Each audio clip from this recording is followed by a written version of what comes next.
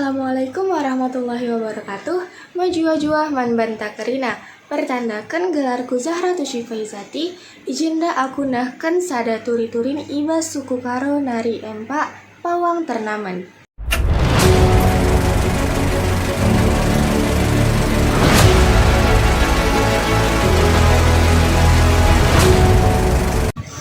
Pawang Ternalem adalah sebuah cerita rakyat Karo, Sumatera Utara. Cerita ini berasal dari sebuah kampung yang bernama Desa Liang Melas di Tanah Karo. Pada suatu hari, lahirlah seorang bayi laki-laki di mana kelahirannya dianggap membawa sial oleh masyarakat. Hari kelahiran anak laki-laki ini adalah sehari setelah malam bulan purnama. Menurut kepercayaan, orang yang dilahirkan pada hari setelah bulan purnama akan membawa kesialan di tengah-tengah keluarga, karena dia membawa aura raja yang sangat kuat dan dapat mencelakakan ayah dan ibunya. Dan benarlah seperti ramalan itu, 4 hari setelah kelahirannya, ibunya meninggal dunia. Kemudian 7 hari setelah kelahirannya, ayahandanya pun meninggal pula. Karena dianggap pembawa sial oleh masyarakat setempat pun berusaha menyingkirkan bayi itu. Hari-hari berlalu dengan bayi itu dibesarkan oleh babi-babi yang berada di bawah kolong rumah adat. Meskipun demikian, masyarakat masih saja ingin menyingkirkan anak laki-laki itu.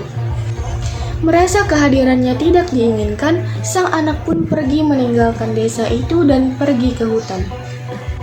Di hutan, ia bertemu dengan sekelompok orang yang disebut dengan perlanja sirah. Anak itu mengikuti perlanja sirah kemanapun mereka pergi. Namun, perlanja sirah kemudian tidak mau anak itu ikut dengannya karena dianggap membawa sial selama perjalanan mereka. Perlanja sirah pun meninggalkan anak itu di tengah hutan sendirian. Tak lama kemudian, sang anak berjumpa dengan seorang dukun yang bernama Datuk Rubiagaden. Datuk merasa kasihan dengan anak itu, lalu membawa anak itu pulang ke rumahnya. Anak tersebut dibiarkan tinggal dengannya dan dianggap sebagai muridnya. Kemudian anak itu diberi nama Pawang Ternalem.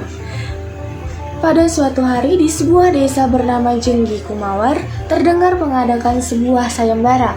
Dikabarkan anak pengulu yang cantiknya luar biasa sedang sakit parah. Tidak ada satupun dukun yang dapat mengobatinya kecuali madu lebah yang berada di pohon tualang Simande Angin. Pengulu mengabarkan bahwa siapapun yang dapat mengambil madu dari pohon itu akan dinikahkan dengan putrinya, Patimar. Mendengar kabar itu, banyak lelaki yang mengikuti sayembara tersebut. Namun sayang, tidak ada satu orang pun yang berhasil mengambil madunya.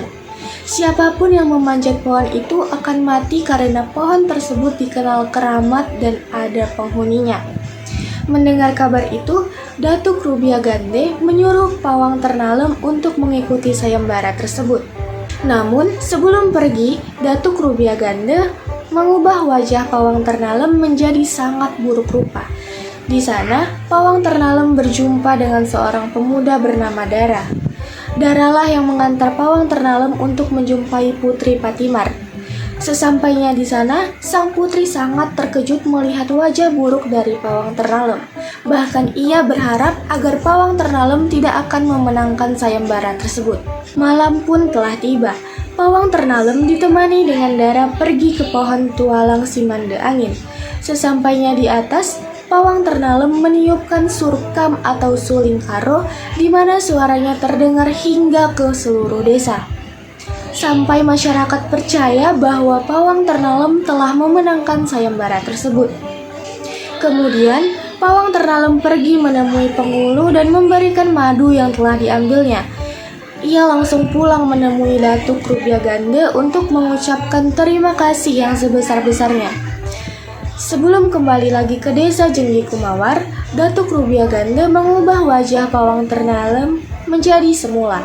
Sesampainya di desa Jenggi Kumawar, Putri Patimar sangat terkejut bahwa sosok Pawang Ternalem yang ia lihat sangat buruk rupa ternyata adalah seorang pria yang sangat tampan. Dengan senang hati, ia ingin menikah dengan Pawang Ternalem. Kemudian sang penghulu pun menyiapkan pesta pernikahan yang sangat mewah untuk mereka berdua.